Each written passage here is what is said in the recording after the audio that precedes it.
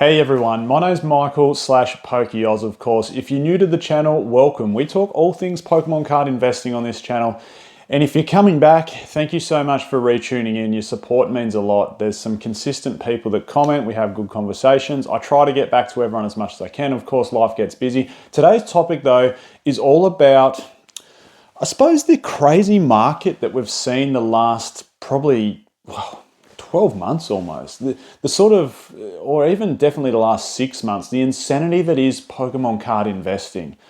This is one of those videos where you don't need to watch the screen. You can just have it running in the background. Like if you're inside doing some housework and you want it on your telly, if you're going for a walk and you want to put your headphones in, if you're at the gym and have your headphones in, this is one of those pieces. And this video is going to be a little bit different. This is almost, it's not an opinion piece, but it's certainly an argument that I want to present around Pokemon card investing. So we're going to delve into some pretty deep topics on this, and maybe some things that are a little bit more in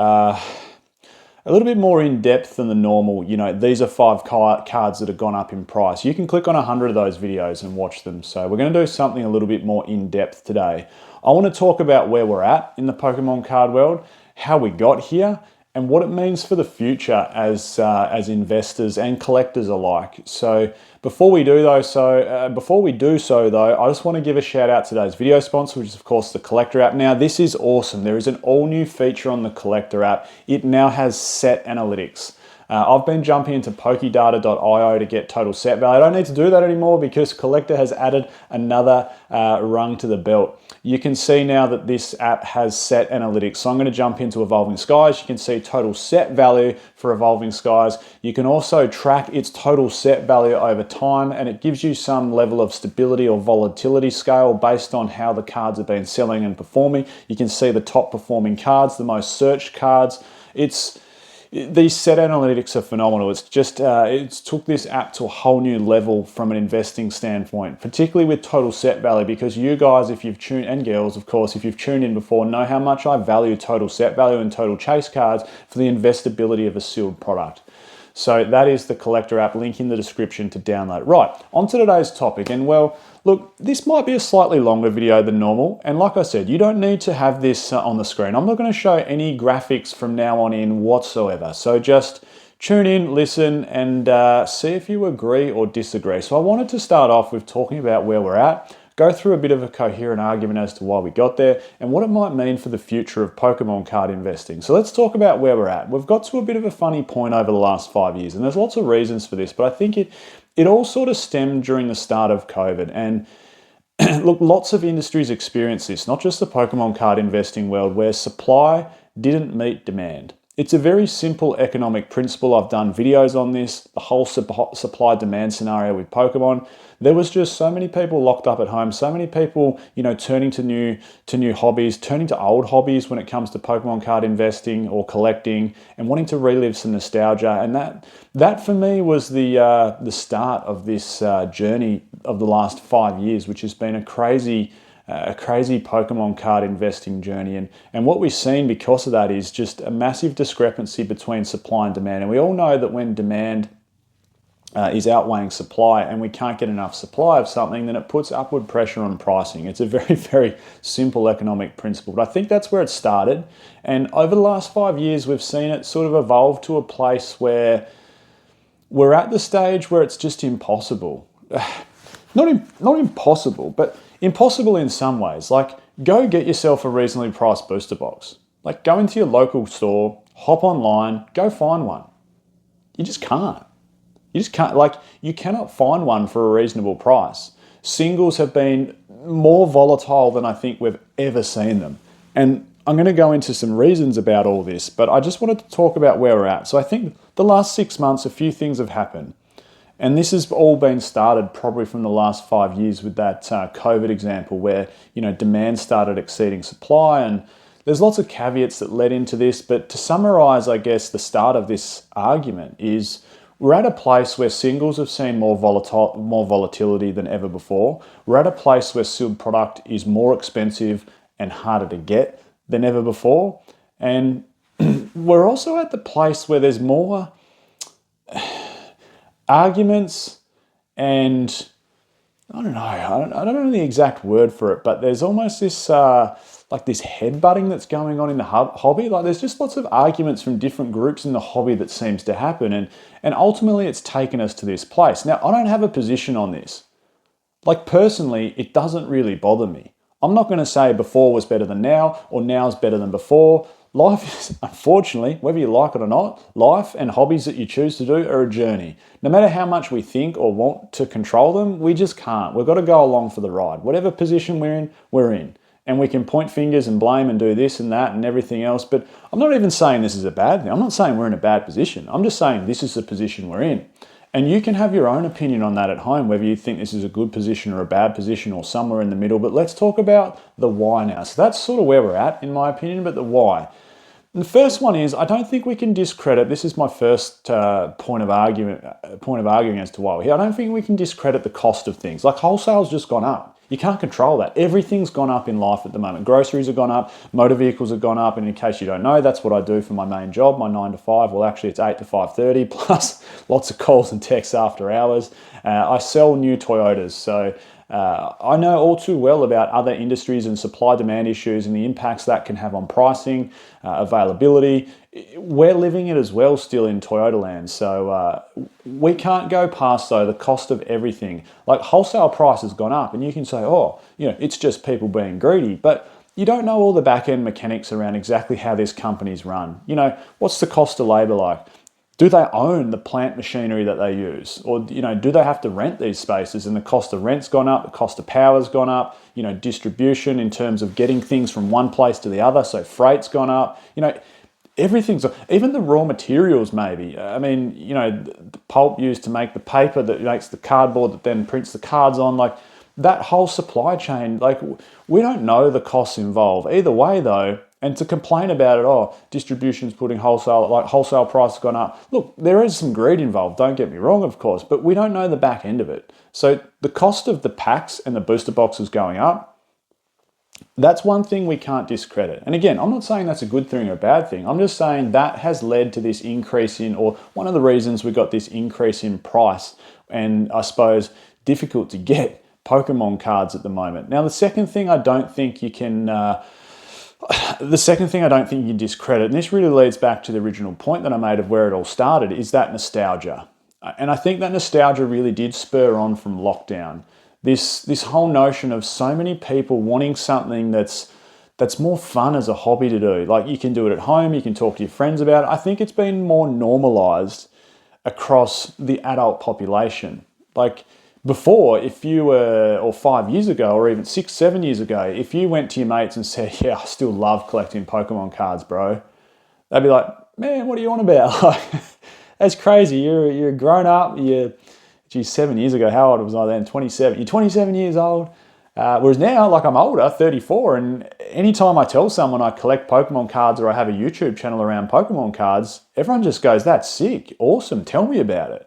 Like, I don't know whether that's because we're getting more mature or whether it's just so much more accepted, but I don't think we can discredit that thing, the acceptance of the Pokemon card hobby as a whole amongst adults. Don't forget, of course, parents still buy heaps to their kids. Kids still love Pokemon cards. They do. But I don't think we can discredit the rise in the adult population that's getting into Pokemon cards. And a lot of that is to do with the nostalgia. Reliving that fun, free era from when you were a kid where you didn't have that much stress, and Pokemon cards can be a massive de-stress when it comes to that side. Now, the third point I wanted to make is how we got to this crazy level of investing and collecting and the position we're in with the cost of Pokemon cards is, I don't think we can discredit, and I fall probably directly into this category, which is the rise of investing YouTubers. And not just investing YouTubers, but people that are opening packs on YouTube as well. So really the rise of social media when it comes to Pokemon cards, whether it's Instagram channels where people are ripping open cards, showing off their collection. It's like anything else. You see a holiday destination on Instagram and you go, far out, that looks amazing. I'd love to go there. So it sort of sparks your curiosity of going there. You see someone open a pack of, Shadowless base set and you see them pull a Holo Blastoise, Shadowless, and you go, oh, I want to give that a go. I want to see if I can pull that card. I want that, that feeling and that rush. And then coupled with all that, those social media sides, then of course YouTube, I don't know if you'd really call YouTube social media. I like to think of it, of course, as an ideas and a video sharing platform. But, we have the massive rise of Pokemon investors. And look, of course, I fall into that category, and I'm not saying I'm better or worse than anyone else on there, but I definitely fall into that category. And I remember when I started, there was maybe half a dozen of us, I guess, that, were giving what I felt like was sound investment advice. And now I type in Pokemon investing, or I just scroll through my YouTube feed and I see so many new Pokemon card investing channels talking about market news, prices of cards, what's going up, what's going down. And then moreover, or on top of that, then you have that whole rise of the opening community. It of course started with guys like Leonhardt and PokeRev, and it spilled through to a few other big players like Cool Trainer Ryan, etc. And now it's just so many people are opening so many Pokemon cards online, and especially in the YouTube space. All that does is just spur attention to the hobby. It's like it's just under so many people's nose, and they just want to jump into it. So that rise of the social media and YouTube space is definitely has an impact on this position we've got ourselves into with Pokemon cards. I think the fourth one that also can't go unnoticed is it's almost like there's an ability now through such a fun hobby to supplement your income, or in some cases even do it full time and quit your 9-to-5 job. There are people that I know and I talk to in this hobby that have quit their 9-to-5 job and they do it full time. They do Pokemon full time. There are people that I know based on an investing standpoint. And look, you can only recognize your sealed gains, for argument's sake, or single cards that you hold, whether they're slabs or raw, once you sell them. But if you put your collection in an app like the Collector app and you see it going up $150 a day because you've got all these Sword and Shield and Sun and Moon booster boxes that are just rising in value as the weeks go by, and you're going, well, I'm doing nothing and my collection's going up on average $150 a day. Every time I check once a week, it's going up $700. Wow. And I've done nothing. That's pretty sweet. And then I look after a month and, it's gone up $2,500 after a month. Then you're like, hold on, $2,500 times 12, because it's 12 months in a year. Well, wow. Okay, my collection's going up $30,000 a year. Then it's like, okay, you only realize those gains once you sell them. But this ability is to supplement your income through a fun hobby, or whether it's people hopping on, and I'll get to another point around this with rip and shipping soon, but people on platforms like Whatnot where they're selling cards and people are buying into their, their box breaks or booster pack breaks, and, they're getting income off it. And they're like, I'm making income off just ripping open packs of Pokemon cards. How fun's this? And then, of course, on top of that, what I mentioned is, those people that are making a full-time job out of it. Maybe they do YouTube and they're earning, somewhere in the vicinity of $2,000 to $3,000 a month off YouTube. Plus, then they're doing things like rip and shipping where they may be earning another $2,000 to $3,000 off something like that. Plus, their sealed collections going up in value by maybe $2,000 to $3,000 per month. And then you go, well, hold on, like I'm at the stage where, not me personally, I'm just anecdotally, someone's at the stage where they're making, $8,000 to $10,000 a month off Pokemon cards. Well, times that by 12, and it's like, well, that's, close to or somewhere around the $100,000 a year mark. And it's like, well, that's sustainable. Like you can quit your 9-to-5 job and do it full time. Now, the other one, and I did touch on this, I suppose point number 5 of the argument where I'm up to is this massive rise of rip and shipping. And I'm not saying this is a new concept. It's not at all. It's been around forever and a day. And in fact, it's been really popular for a while. But it does feel like it's certainly increased in popularity over the last 12 months, particularly even the last probably 6 to 9 months. It really feels like it's increased in popularity. And again, I feel like the rise of that popularity is coming from the adult point of view. There's not going to be 9-year-olds that link their bank card and start going on rip and ship like Whatnot and all these other sites where they're buying into box breaks. It's adults doing that, and it's become a real culture, and you can connect with people and feel that sense of community. And look, there's some nice things to that, but the downside is, rip and shippers want to, the more packs they can get, the more money they're going to make. So the more packs they can buy, the more they can open, again, the more money they're going to make. So it's another cog in the wheel that's just buying up packs and absorbing the supply. And as a result, what happens when all this supply gets absorbed and there's too much demand for it? Well, we see upward pressure on prices, don't we? And finally, I don't think we can discredit, and this is, look, I could probably go on forever about all the position we got to and the reasons behind it, but I don't think we can really go past this. And this is just how good a job the Pokemon Company have done, both in marketing their product, feeding it through to the primary market, which is the original buyers, making sure it's being looked after on the secondary market and that it does go up in value. Don't think for a second they don't think about that. They're not just going to pump endless supply of a set onto the market and absolutely squash it. They care how it goes on the secondary market. They care that their chase cards have the correct pull rates, that they can be worth money raw. They care that, the grading companies are being looked after and people are sending them off to get graded. They care about all of this and they're masters at it. They really are. And not only that, they care about now how the artwork looks. When's the last time we've seen like a terrible, terrible Pokemon card set, particularly from Scarlet and Violet era? If the worst we're going to get is Shrouded Fable, they've done a pretty damn good job. In fact, they've done an incredible job throughout Scarlet and Violet. Could it have been better? I'm the first critic to say it could have been better. I'm the first critic to say that they've missed a lot of tricks. I'm the first critic to say they should have put a damn special illustration rare Gyarados in Paldea Evolved. And I'm the first to pick lots of faults in the sets. Doesn't mean they're bad sets. Even Destined Rivals, like that's a good set in my eyes. Could it have been better? Have they missed some tricks? Yes and yes. It could have been better, and they have missed some tricks. But doesn't mean it's a bad Pokemon card set. So we still need to give credit where credit's due. The artwork with illustration rares and special illustration rares has taken the Pokemon card hobby to a whole new level. You can't discredit that. The artists are doing a phenomenal job. I think it's great. There's all these modern chase cards. Now look, modern chase cards throughout, if we're rewinding back time, even back when EX era come out, when I was pulling Gold Star cards, they weren't worth anywhere near as much raw as what modern chase cards are worth now.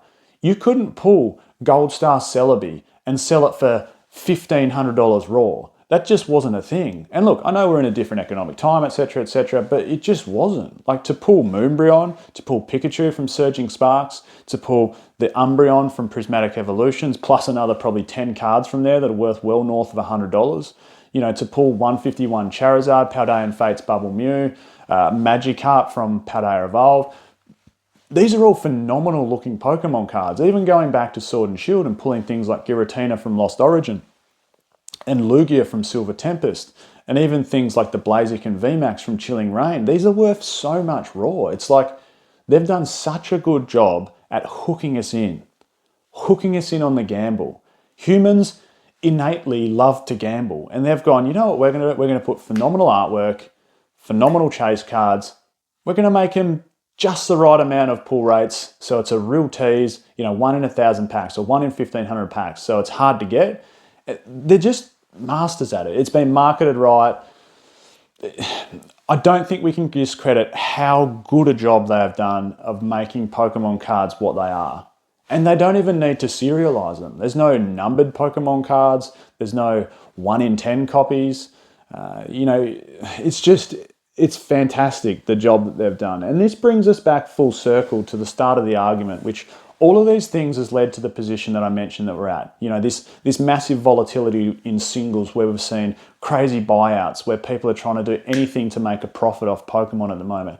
We're seeing sealed position where it just gets so eaten up so quickly as soon as any modern set comes out, and people just want the supply. They want the booster packs to rip open for rip and ship. They want the booster packs to rip open to play the card game. They want the booster packs to buy for their kids. They want the booster boxes to keep sealed for investing potential in the future. That's the position we've got to. Now, what does all this mean for the future? Like, where do we go from here? That's the big question. And look, I don't have a crystal ball. I've said that on this channel a million times.